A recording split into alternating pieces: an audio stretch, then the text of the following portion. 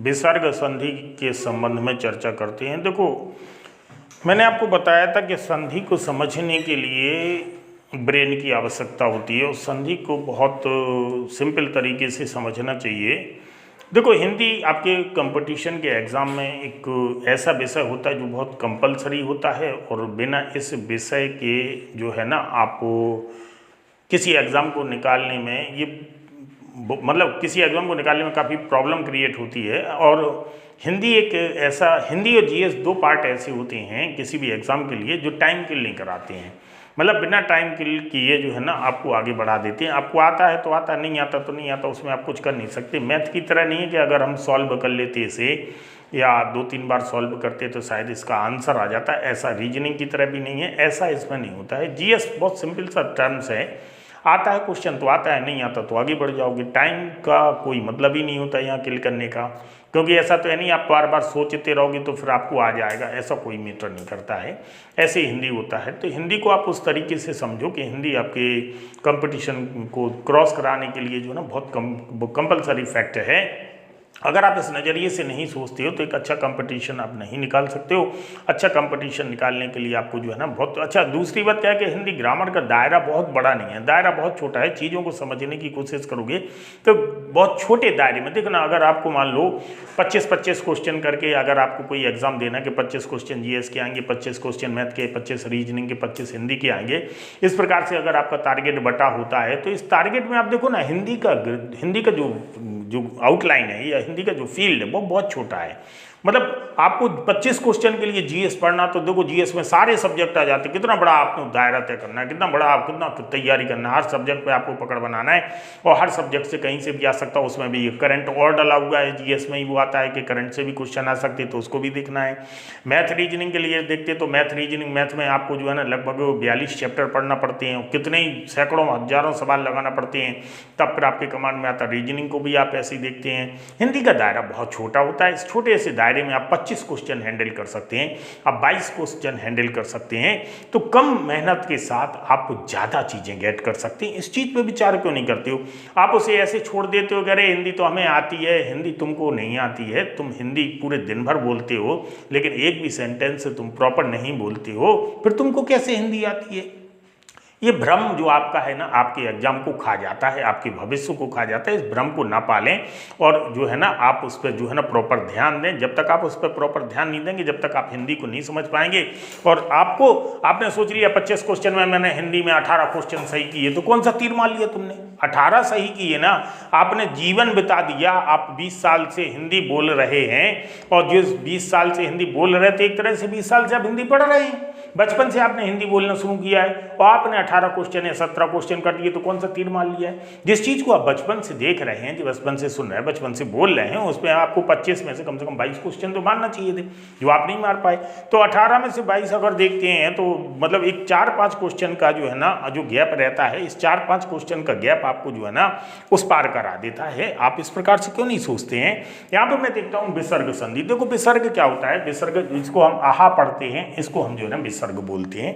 अब नियम क्या होगा? नियम होगा कि ये एक शब्द होगा, ये एक शब्द होगा और ये एक शब्द होगा, कोई भी शब्द हो सकता है। तो अब टर्म्स लगाएंगे कि विसर्ग के पहले क्या होना चाहिए और विसर्ग के बाद क्या होना चाहिए। विसर्ग के पहले कुछ होना चाहिए, विसर्ग के बाद कुछ होना चाहिए, फिर दोनों जुड़ेंगे तो इस विसर्ग में क्या बदलाव आएगा, विसर्ग चेंज होके क्या बनेगा। तो इस प्रकार से देखते हैं। तो विसर्ग के मतलब हम इसको नियम को पढ़े तो पहले तो विसर्ग की कंडीशन को समझें। यानी विसर्ग के बाद कोई स्वर आ जाता है या कोई व्यंजन आता है विसर्ग के बाद, तो विसर्ग में जो परिवर्तन होता है उसे विसर्ग संधि कहते हैं। विसर्ग के बाद कोई स्वर आए या कोई व्यंजन आए, क्या आता है ये टर्म्स बताएगा, ये शर्त बताएगी। तो मैंने कहा था, देखो अपन ने व्यंजन संधि पढ़ा था, व्यंजन संधि के रूल्स पढ़े थे।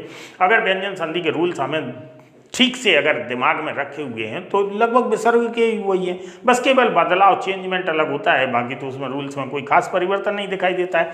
तो यहाँ पे जैसे हम देखते हैं कि पहला हमारा जो सेंटेंस होगा या पहला नियम होगा वो होगा विसर्ग का ओ बन जाना। विसर्ग का ओ बन जाने का मतलब है, ये आप देखिए, विसर्ग का ओ बन जाना। अब विसर्ग ओ कब बनेगा, आप ये देखें, ओ कब बनेगा विसर्ग।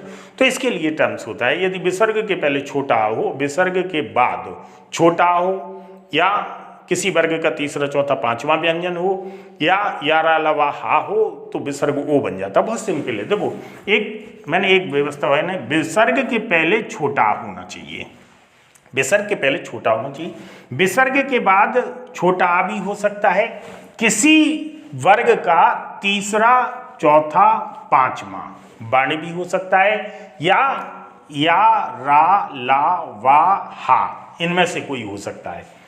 तो विसर्ग हट जाएगा और इसका क्या बन जाएगा, ओ बन जाएगा। और जब विसर्ग हट के ओ बनेगा तो ये ओ आगे पे बैठ जाएगा। क्यों? क्योंकि अगर यहाँ पे आ है तो इसके साथ विसर्ग हटता है, और इसके साथ विसर्ग हटता है तो ये क्या हो जाएगा, ये इस पे बैठ जाएगा। मतलब अकेला विसर्ग ओ नहीं बनेगा, इस आ के साथ मिलके ये ओ बनता है। अगर आ के साथ मिलके ओ बनता है तो कहीं पे ओ होगा, जहां पे अगर वो लिखा होगा उसको हम विसर्ग में बनाएंगे तो फिर हमें एक आ को भी पैदा करना पड़ेगा, एक विसर्ग को पैदा करना पड़ेगा। आप मेरी बात को समझ रहे? बहुत सरल तरीका, आप पता नहीं क्यों नहीं समझना चाहते इस चीज को।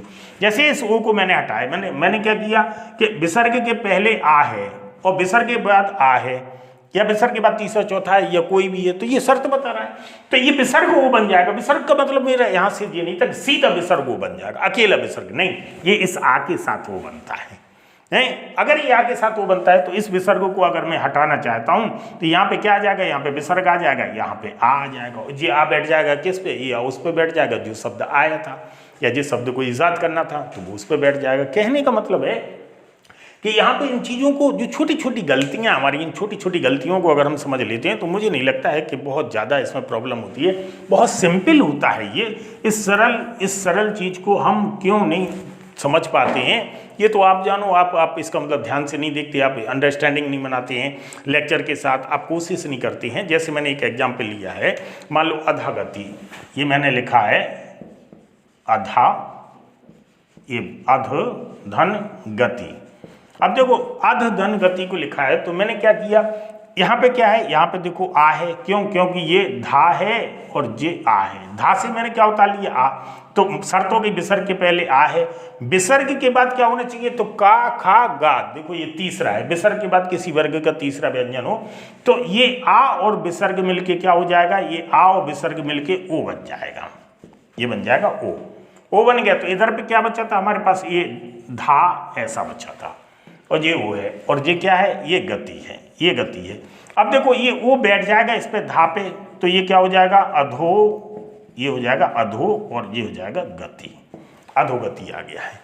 अब मान लो अधोगति हो और हमें ऐसे बनाना है तो हम बिल्कुल सिंपल तरीके से बना सकते हैं। एक और जैसे मैं एग्जाम्पल लेता हूँ, जैसे मैंने लिया मनोयोग। अब देखना बहुत सिंपल सी बात है, अगर आप समझना चाहते हैं, जैसे ये लिखा है मनोयोग, मनोयोग को मैंने ऐसे लिख दिया है। अब मुझे पता है कि देखो, जब मैंने कहा था, जब मैं आपको संधि और इससे पहले लेक्चर दे रहा था तो मैंने कहा था कि गुण संधि में ओ बनता है, यानी आ के बाद ऊ आ जाता है तो ओ बन जाता है, वहाँ पे मैंने आपको बताया था। तो यहाँ पे आप देखते हैं कि वो अगर आया तो मैंने कहा था 80% उधर चला जाएगा, 20% के लिए गुंजाइश यहाँ रखना, तो 20% के लिए गुंजाइश यहाँ रखना है। देखो अगर ये ओ है तो इसको मान लो हमें नहीं पता होता है एग्जाम हॉल में कि ये किससे बन रहा, विसर्ग से बन रहा, हो सकता है हम गुण संधि में से ले जाते। अगर हम इसे गुण संधि में ले जाते तो देखो आ के साथ ऊ क्या बनेगा, ओ बनेगा। तो मैंने आ के साथ ऊ को तोड़ने की कोशिश की। क्यों? क्योंकि एग्जाम हॉल में तो कुछ भी हो सकता है। तो यहाँ मैंने कैसे कोशिश की, मैंने इसको जैसे मन, ये आ गया, ओ मैंने उतार लिया इसका, और ये हो गया योग हो गया। इस ओ को मैंने आ में और ऊ में तोड़ने का कोशिश किया तो ये बैठ जाएगा इस पे, तो ये क्या हो जाएगा, ये हो जाएगा आपका मन। ये ऊ आ बैठ गया ना पे तो ये हो गया मन। अब इसके बाद जो ऊ है, ऊ किसके साथ जुड़ेगा, इसके साथ, तो ये हो गया ऊ योग। अब देखो मन तो ठीक है, मन तो सार्थक है, लेकिन ऊ योग का होता है, योग होते नहीं है कुछ, तो ये शब्द नहीं होता। इसका मतलब मैं गलत तोड़ रहा था, इसका मतलब था कि मुझे गुण संधि में नहीं तोड़ना चाहिए था इसे। तो फिर मैं क्या करूँगा, तो फिर मैं इसको जो है ना विसर्ग में तोड़ूंगा। तो विसर्ग में तोड़ने के लिए देखो मैंने क्या किया, ये मन लिख दिया मैंने, और इस ओ को मैंने उतार लिया, और इस योग को मैंने ये लिख दिया। देखो 4-6 शब्द अगर आप प्रॉपर वे में तोड़ते हैं तो मुझे लगता है बिल्कुल आसानी से कर सकते हैं। अब इस ओ को मैंने क्या किया, इसको मैंने आ बना दिया, इसको मैंने विसर्ग बना दिया। इसको आ बना दिया, मैंने कहा था आओ विसर्ग मिलके ओ बनाते हैं, तो इसको मैंने आ बना दिया, इसको मैंने विसर्ग बना दिया। ये आ इस पे बैठ जाएगा तो ये क्या हो जाएगा, ये मन पूरा हो जाएगा, ये विसर्ग यहाँ आ जाएगा, ये योग लिख दिया जाएगा, तो ये क्या हो गया, मना विसर्ग योग। तो ये इस टाइप से हो सकता है, इसमें कोई दिक्कत नहीं है।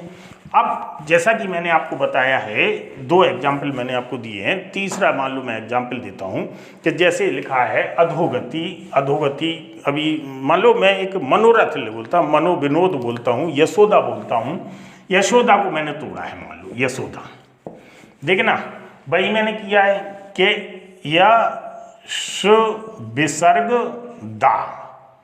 अब देखो यश छोटा के बाद विसर्ग है, विसर्ग छोटा मिलके ओ बना, ओ किस पे चढ़ गया, सा पे चढ़ गया, और दा आपका ऐसा ही रहा। अब देखो यश, यश सार्थक शब्द है, दा सार्थक शब्द है, तो जो दोनों जब सार्थक है तो ये आपका टूट गया है। और मान लो यश धन दा आ जाए तो क्या हो जाएगा, आ के बाद विसर्ग, तो आओ विसर्ग ओ बनेगा तो वो यशोदा बन जाएगा। जैसे मैंने लिखा है मान लो तेजो राशि, तो इस टाइप से मैंने लिखा है, जैसे लिखा कहीं पे तेज विसर्ग राशि, तेज विसर्ग राशि जो लिखा है, इसको हम कैसे देखते हैं कि आ के बाद विसर्ग है और यारा लवा है, विसर्ग के बाद यारा लवा है, शर्त को पूरा कर रहा है, रा है, तो ये आ और विसर्ग मिलके वो बन जाता है। तो जिसका आ उतारा, इसका विसर्ग उतारा, तो ये क्या बन गया, ओ बन गया। और ये ओ किस पे चढ़ जाएगा, जा खाली हो जाएगा, तो जा पे चढ़ जाएगा, तो ये क्या हो जाएगा, तेजो राशि, राशि ऐसे ही रहेगा, इसमें कोई चेंज नहीं होगा, तो ये हो जाएगा तेजो राशि। अब आपको लगता होगा कि यहाँ पे कोई मतलब एक बहुत सरल चीज़ें हैं ये, इन सरल चीज़ों को आपको जो है ना हैंडल करना पड़ेगा और देखना पड़ेगा, प्रैक्टिस करना पड़ेगी। जैसे मान लो मैंने लिखा है वयोवृद्ध, वयोवृद्ध ये लिखा है मैंने वयोवृद्ध, तो देखो ओ है यहाँ पे, तो इस ओ को मैंने उतार लिया, तो ये क्या हो गया, वय हो गया, ये ओ हो गया, ये वृद्ध ऐसे ही लिखा रहा, इसमें कोई दिक्कत नहीं है। अब इस ओ को मैंने काय में बदला, इस ओ को मैंने आ और विसर्ग में बदल दिया, तो ये आ बैठ जाएगा इस पे, तो ये क्या हो जाएगा, ये हो जाएगा वय, ये खत्म हो जाएगा, ये मतलब वय इधर लिखा रहेगा, तो या बैठ जाएगा इस पे, तो ये या आ खत्म हो जाएगा, विसर्ग बना रहेगा। और यहाँ पे हमारे पास क्या बचा है, वृद्ध बचा है यहाँ पे, तो ये वृद्ध लिख गया, मतलब वय विसर्ग और ये वृद्ध, तो ये हो गया वय वृद्ध। इसी प्रकार से हम जो है ना मनोरथ, मनोविनोद और अन्य चीज़ों को या पयोदो वगैरह को तोड़ सकते हैं। आप कोशिश कीजिए, आप इस प्रकार से शब्दों को लीजिए, एक बार प्रैक्टिस कीजिए, तो आपको जो है ना किस प्रकार से विसर्ग के मतलब ओ कैसे बन जाता है, तो आपको ये पता लग जाएगा। दूसरी चीज़ अब यहाँ पे आती है, दूसरा जो फॉर्मूला है, दूसरे फॉर्मूला में देखता हूँ मैं कि विसर्ग का सा कैसे बन जाता है। कौन सा सा, रा वाला सा की बात कर रहा हूँ, विसर्ग का सा बन जाना, ये वाला सा बन जाना। अब इसके लिए देखो हमारे पास एक टर्म्स होता है कि विसर्ग के बाद ता हो या विसर्ग के बाद सा हो, तो विसर्ग का सा बन जाता है। बहुत सिंपल सा है, कहने का मतलब विसर्ग के बाद या तो ता होना चाहिए या विसर्ग के बाद सा होना चाहिए। तो विसर्ग क्या होता है, विसर्ग जो है ना वो सा बन जाता है, ये विसर्ग सा बन जाता है, ये इसका फॉर्मूला होता है। अगर ये फॉर्मूला आप नहीं समझ पा रहे तो ये फॉर्मूले जो मैं आपको बताता हूँ इसे डाउनलोड करो, बिल्कुल आप उसको कॉपी करो। देखो एग्ज़ाम हॉल में आपको जो है ना कुछ नहीं मिलेगा, एग्ज़ाम हॉल में आपके पास जो रहेगा वो केवल आपका ब्रेन रहेगा। इस ब्रेन को आपको डेवलप यहीं करना पड़ेगा अपने घर में, और कॉपी पेन के साथ ही आपको जो है ना लेक्चर सुनना चाहिए। मेरा तो आपको सजेशन यही है, बाकी आपकी इच्छा है। वैसे तो छुट्टा सांड आज तक किसी की नहीं मानी, तो आगे क्या मानोगे ये तो मुझे बहुत उम्मीद कम है, क्योंकि आपके जो है ना जिस हिसाब से आप देख रहे हैं वीडियो को, जिस हिसाब से आप कर रहे हैं, तो एक ग्लैमर की दुनिया में कर रहे हैं, आप वास्तविकता से बहुत दूर हैं। इस बात को मैं बहुत अच्छी तरह समझता हूँ। आप लोगों को समझते मुझे लगभग 10 साल हो गए हैं इस बुंदेलखंड को समझते हुए। तो अब देखता हूँ, कोशिश करते हैं बदलाव लाने की, बदलते हो तो ठीक है। अब यहाँ पे मान लो मैंने क्या बताया आपको, मैंने बताया आपको कि विसर्ग के बाद अगर ता है या विसर्ग के बाद सा है तो विसर्ग क्या बन जाता है, सा बन जाता है। ये टर्म से इसका एक शब्द लेता हूँ, जैसे नम धनुते लेता हूँ, तो देखो ये मैंने लिखा है नम विसर्ग ते, ये लिखा है। तो सरताई के विसर्ग के बाद क्या होना चाहिए, ता होना चाहिए। तो विसर्ग हट जाएगा और विसर्ग क्या बन जाएगा, ता बन जाएगा। तो ये क्या हो जाएगा, नमस्ते। अगर कहीं पे नमस्ते लिखा है तो देखो ता के पहले अगर ये सा है तो इस सा को क्या करना, अपन को इस सा को विसर्ग बना देना है। तो ये क्या हो जाएगा, नमहा धन, सा हटा देना है और सा को जगह विसर्ग कर देना और ये ते हो जाएगा। तो नमाधन ते हो जाएगा, बिल्कुल वैसे ही वापस आ जाएगा। जैसे एक एग्जाम्पल मैं लेता हूँ, मान लो निस्तार लिखता हूँ, निस्तार। तो निस्तार को हम कैसे लिखते हैं, देखो ये मैंने लिखा है निस्तार। ता के पहले सा है, ता के पहले सा है तो इसे बना दो अपन विसर्ग। तो ये हो जाएगा नी और ये हो जाएगा तार, बिल्कुल सिंपल है। ये नहीं हो जाएगा, ये तार हो जाएगा है। जैसे मान लो दुस्तर लिखा है तो दुस्तर ये लिखा है दुस्तर। देखो ता के पहले क्या है, सा है, इस सा को क्या करना है, ये सा को विसर्ग बनाना है, ये विसर्ग बन गया, ये तार हो गया, बात खत्म हो गई है। अब इतनी सिंपल से और कितना सिंपल होना चाहिए, ये बात तो आप समझ सकते हैं। अगर इतने ही सिंपल को आप नहीं कर पाते हैं तो काफ़ी मुश्किल है। जैसे मैंने लिखा है निस्संकोच, निस्संकोच, निस्संकोच लिखा है। तो आपको पता है सा के पहले सा है, इस सा को अपन को विसर्ग बना देना है। तो ये सा विसर्ग बन गया, ये नी हो गया, ये क्या हो गया, ये संकोच हो गया है। लो निस्संकोच टूट गया है।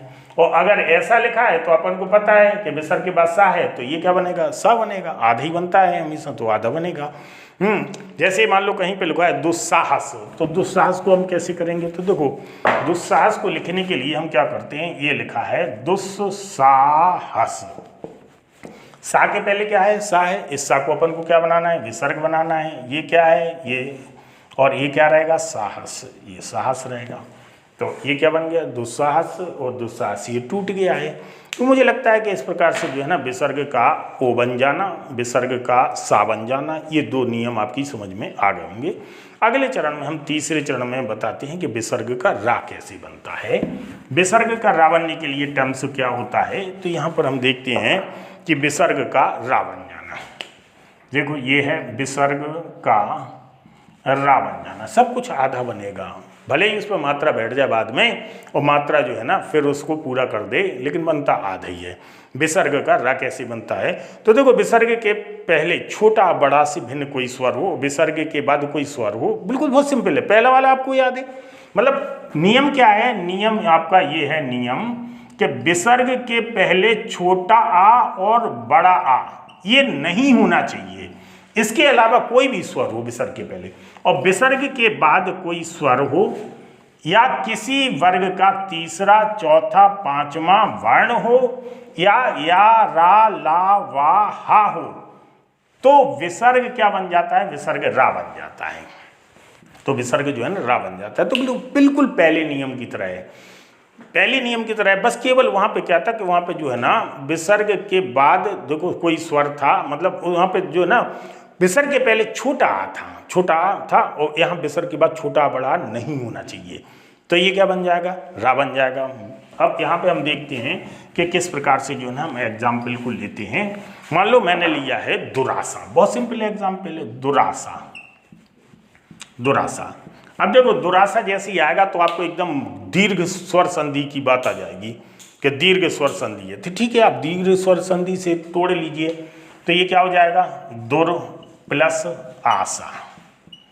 अब दुर प्लस आशा है तो आशा तो सार्थक है, लेकिन दुर शब्द ऐसा थोड़ी होता है। दुर शब्द का वास्तविक रूप होता है, दुर माने होता है बुरा, जो दुर माने बुरा होता है वो दुर शब्द ऐसा होता है। तो इस वाले आ को कहाँ ले जाओगे तुम, क्योंकि ये तो व्यंजन है और ये व्यंजन है, तो इस वाले जो इस पे जो आ बैठा था, ये जो आ के साथ आ मिला है तो बड़ा बनाया था, ये कहाँ ले जाओगे। तो इसका मतलब कि हमें शब्दों पे पकड़ नहीं है। शब्दों पे पकड़ बनाने की कोशिश करो। जो मैं आपको शब्द विश्लेषण कर रहा हूँ, जो मैं आपको शब्द बता रहा हूँ, उस पर जब तक आप पकड़ नहीं बनाओगे, जब तक तो आपकी नैया गोल है। आप ये समझो ना, आप एग्जाम हॉल से आते हो, आप जो है ना वहाँ पे सोचते कि मैंने सब कुछ सही किया। जैसे बाहर आते हो, बाहर आते जब आप पेपर चेक करते तो 4-5 आपके गलतियाँ आपकी पकड़ ली, अरे यार जी मैंने कैसे कर दिया यार, ये तो मुझे आता था। फिर देखो दोस्तों को दिखाते आपके भाई मुझे आता था, ऐसा कर दिया, ये कर दिया, और ये तो बहुत बड़ी गलती हो गई है। फिर इसके बाद जो है ना घर जब पहुँचते हो, शाम को जब पेपर फिर से तरीके से देखते हो तो 4-5 फिर गायब हो जाती हैं। फिर लगता है यार 10 क्वेश्चन खराब हो गए, 10 क्वेश्चन गलत करे आए। फिर इसके बाद अगले दिन जो है ना किसी कोचिंग फोचिंग की जो आंसर शीट निकलती है तो 10 उसमें टपक जाती हैं, तो फिर 20 चलेगा तो लगता है यार अब तो नहीं होगा यार हैं। फिर इसके बाद कमीशन की वो निकलती है, आंसर शीट निकलती है तो 10 और टपक जाती है, सो 30 हो जाती है। जो 70 सोच के आए थे वो 40 पे आ जाती है। अब 40 पे, अरे यार 40 में हो जाएगा क्या, अरे यार, तो फिर बताती नहीं है किसी को, फिर बताना बंद कर देते। ये गतिविधियाँ बंद करो, तरीके से पढ़ने की कोशिश करो। तरीके से नहीं पढ़ोगे तो डूबना तो तय है। उसमें कर्मों को काय को रो रहोगे, अपने कर्म करो ना, कर्मों को रोने की बजाय अपने कर्म करो। मैं तो बहुत खरा खरा बोलता हूँ, चाहे समझ में आए चाहे ना आए, लेकिन जब तक खरा खरा नहीं बोलेंगे, जब तक तुम्हारे पल्ले पढ़ना नहीं है, क्योंकि ढीठ आदमी हो तुम लोग। अब तुम लोग ढीठ हो तो तुम कैसे समझोगे, वो तो भगवान ही मालिक है। जब आपको जब देख रहे आप चीज़ों को समझ रहे, उनको जूझो, अपने बलबूते पे निकालने की कोशिश करो, रट्टा मारने की बजाय। अगर अपने बलबूते पे निकालते तो यू आर द टॉपर, आपसे बेहतरीन कोई कंपटीशन नहीं होगा, आप टॉप करोगे। और मेरे बच्चे जो है ना, मेरे बच्चे स्टेट लेवल पर भी टॉप किए हैं, इस बात को तुम अच्छी तरह जानते हो, पेपरों में निकलता रहता है। स्टेट लेवल पर टॉप किए हैं तो आप समझ सकते कि जिसने मेहनत की है वो टॉप करेगा, सिंपल सी बात है। तो यहाँ पे मैंने जो है ना आपको बताया था कि विसर्ग का रा बन जाता है। विसर्ग का रा कब बनता है कि विसर्ग के पहले छोटा बड़ा से भिन्न कोई स्वर होना चाहिए, मतलब छोटा बड़ा नहीं होना चाहिए। विसर्ग के बाद कोई स्वर होना चाहिए, या किसी वर्ग का तीसरा चौथा पांचवा वर्ण होना चाहिए, या यारा लावाहा होना चाहिए, तो विसर्ग रा बन जाता है। जैसे मैं आपको लेता हूँ एक शब्द, मैंने आपको वो लिया था निराशा, बताया था शायद निराशा। तो ये जो मैंने दुराशा बताया था, तो यहाँ पे मैं देखता हूँ कि जो मैंने शब्द लिखा था वो दुराशा ही है, दुराशा। इसको हम तोड़ के देखते हैं। तो देखो मैंने दू किया, इसको रा को लिया, और ये बड़ा आ उतार लिया, ये सा उतार लिया मैंने। देखो मतलब रा आ गया, इस रा से मैंने ये पूरा बड़ा अवतार लिया है, जे आ गया बड़ा, और ये सा आ गया है। और जे रा से जब बड़ा उतरा तो रा कैसा हो गया, आधा हो गया है। अब देखो इस रा को देखो, विसर्ग जब रा बनेगा तो रा विसर्ग की तरफ वापस जाएगा, तो विसर्ग रा क्या बन जाएगा, रा के पहले क्या है, छोटवा बड़वा से भिन्न स्वर यानी छोटे हुए, और रा के बाद क्या है, कोई स्वर है, तो ये रा क्या बन जाएगा, ये विसर्ग बन जाएगा। यहाँ पे क्या होगा, दू धन आशा। बहुत सिंपल सा है, दू धन आशा। अगर मैं इस दू धन आशा को मैं अगर पलटता हूँ तो आप यहाँ पे देख रहे हैं ना कि बहुत अच्छा तरीका है। ये दू ये लिखा हुआ है, ये विसर्ग लगा हुआ है, ये आशा लिखा हुआ है। आप देखो शर्त क्या थी, विसर्ग के पहले छुटवा बड़वा से भिन्न कोई स्वर हो, और विसर्ग के बाद कोई स्वर हो, या तीसरा चौथा हो, तो यहाँ स्वर है तो विसर्ग क्या बन जाएगा, तो विसर्ग रा बन जाएगा। देखो बिल्कुल विसर्ग रा बन गया, कोई चेंज नहीं हुआ। ये ऐसे ही रहेगा, ये आशा ऐसे ही रहेगा, और ये आ बैठ जाएगा इस पे तुरंत, तो ये क्या हो जाएगा, ये हो जाएगा दुराशा। ये दुराशा हो गया। आप इस बात को समझ रहे हैं। यहाँ पे जो है ना मैंने मान लो एक और शब्द लिया है, मैंने शब्द लिया है आशीर्वाद। अच्छे अच्छे शब्द लेंगे जो शब्द आने वाले हैं। अब देखो मैंने लिया है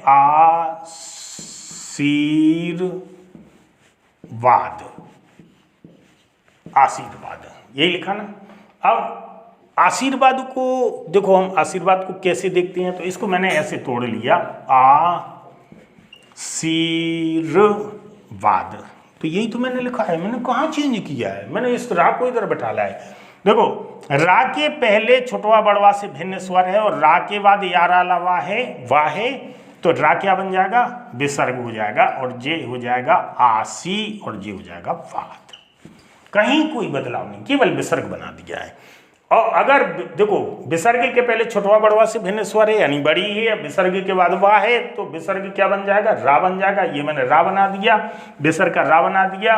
और इसके बाद जो है ना रा जब इधर आएगा तो देखो यहाँ पे ये रा के पीछे कोई मात्रा तो है नहीं, अगर रा के पीछे मात्रा होती तो वो बैठ जाती उस पर। अब मात्रा नहीं है तो ये किस पे चला जाएगा, ये बा पे ऊपर बैठ जाता है। लेकिन ये हम रा को जब बीच में उच्चारण होता है वो आधा होता है, तो उसे मतलब उसके बाद वाले वर्ण पे बिठा देते हैं, तो ये आशीर्वाद हो गया है। एक शब्द मैं देखता हूँ, जैसे मान लो कहीं पे लिखा है निरुत्तर। आप देखो मैं इसको ऐसे देखता हूँ, जैसे नी विसर्ग उत्तर लिखा है, उत्तर। देखो विसर्ग के पहले छोटवा बड़वा से भिन्न स्वर है, विसर्ग के बाद जो भिन्न स्वर है मतलब दूसरा स्वर है, तो ये क्या बन जाएगा, रा बन जाएगा। ये नी ऐसे ही रहेगा, ये उत्तर ऐसे ही लिखा रहेगा। ऊ बैठ जाएगी रा पे, ऊ बैठ जाएगी रा पे, तो ये क्या हो जाएगा, ये हो जाएगा आपका निरुत्तर। ये निरुत्तर हो गया है, आप समझ रहे हैं इस चीज को। अब ये निरुत्तर हो गया। अगर इसको निरुत्तर को मैं तोड़ता हूं तो कैसे तोड़ूंगा, या कहीं पे निरुत्तर लिखा है तो देखो ये लिखा है निरुत्तर, ये निरुत्तर लिखा है, इसको मैंने तोड़ा तो इससे मैंने क्या किया, नी रा को और ऊ को और ये उतार लिया।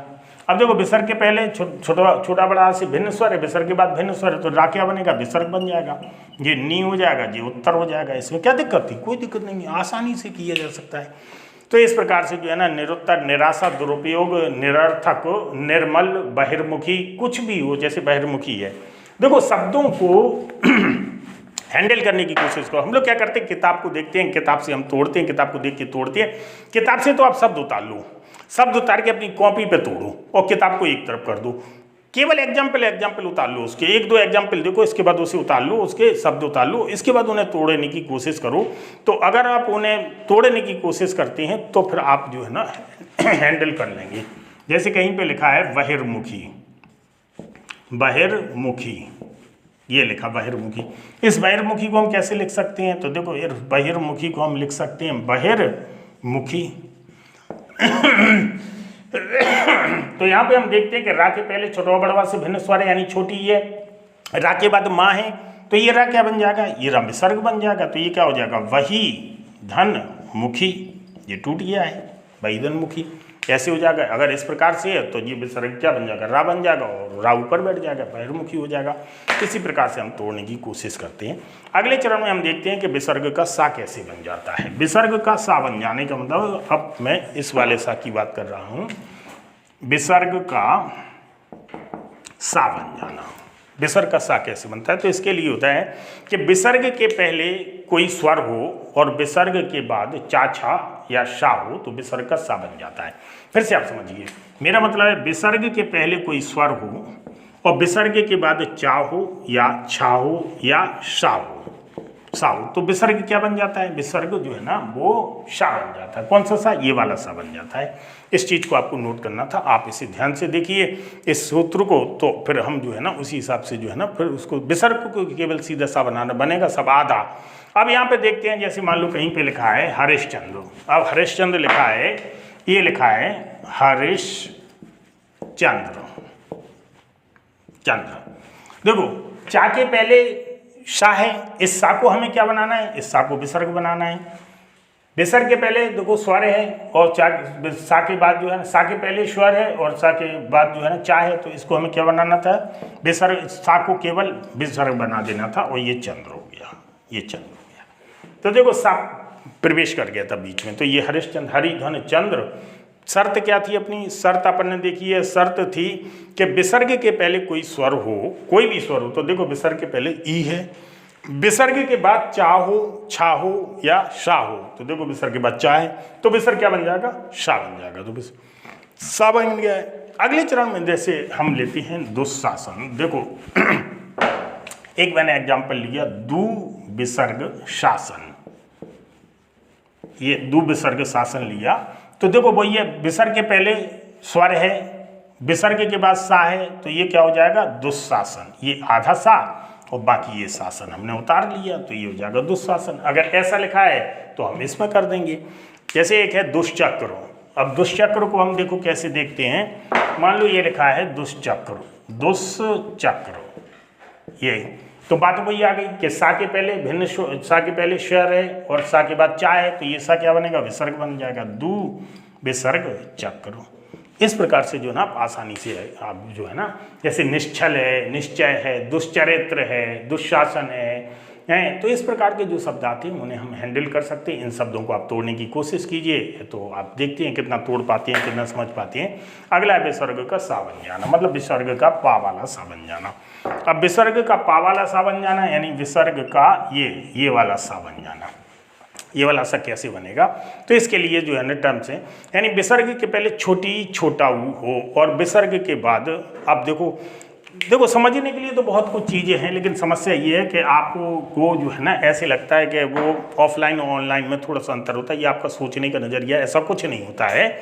तो शर्त क्या थी, देखो विसर्ग के पहले छोटी हो या छोटा हो, मतलब ये दो मात्रा हो। विसर्ग के बाद क्या होना चाहिए, तो विसर्ग के बाद देखो हमारा चा छा हो गया था, मतलब हमारा तीसरा चौथा पांचवा व्यंजन का रूल से पहले निकल चुका है। हर जगह हम तीसरा चौथा पांचवा हो, यार अलावा हो, ये नियम बता चुके। चा छा भी हम बता चुके हैं, तो चा छा के अलावा मतलब पहला दूसरा, चा छा तो पहला दूसरा हो गया, ये भी हम नियम इस्तेमाल कर चुके हैं। अपन को ये देखना है, देखो हिंदी वर्णमाला ऐसी नहीं बनी है, हिंदी का जो है ना ये विधान ऐसे ही नहीं बना है, बहुत सिस्टमेटिक तरीके से बना है। उन सिस्टम को समझने की कोशिश करना है। तो हम का खा का इस्तेमाल किए अब तक, कि विसर्ग के बाद का खा हो नहीं किए, तो विसर्ग के बाद क्या होना चाहिए, विसर्ग के बाद का हो या खा हो है। का खा चा छा का इस्तेमाल कर चुके हैं, तो अब इसको नहीं लेंगे। इसके बाद टा ठा हो, इसका इस्तेमाल किए नहीं किए, या क्या हो टा टा हो, टा हो या ठा हो, इनका इस्तेमाल नहीं किया था है। अब टाठा हो या क्या हो, पा हो या फा हो, क्या इसका इस्तेमाल किया था, नहीं किया था, तो यानी पा हो या फा हो। अगर विसर्ग के पहले छोटी छोटाऊ हो, विसर्ग के बाद इनमें से कोई शब्द हो, तो विसर्ग का क्या बन जाता है, तो विसर्ग का ये वाला सा बन जाएगा, इसमें कोई दिक्कत नहीं है। तो जहां पे हमें ये वाला सा मिले और सा के पहले छोटाऊ छोटी मिले और उसके बाद इनमें से कोई मिले, तो हम इस सा को सीधा विसर्ग बना देंगे, उल्टा कर देंगे। जैसे हम मान लो एक के शब्द लिखते हैं निष्पाप, निष्पाप लिखते हैं, तो देखो शब्दों को समझने की कोशिश करो। निष्पाप, देखो ये पा वाले सा के पहले छोटी ही है, और बात हुई थी कि छोटी ही है, हाँ छोटी ही है।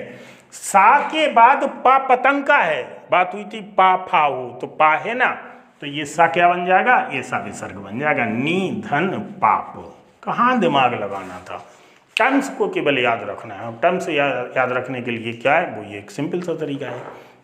इसके बाद मान लो एक शब्द लेता हूँ, जैसे दुस्तर, देखो दुस्तर नहीं, मैं एक शब्द लेता हूँ दुष्कर, देखो दुष्कर लेता हूँ, दुष्कर ये लिया मैंने।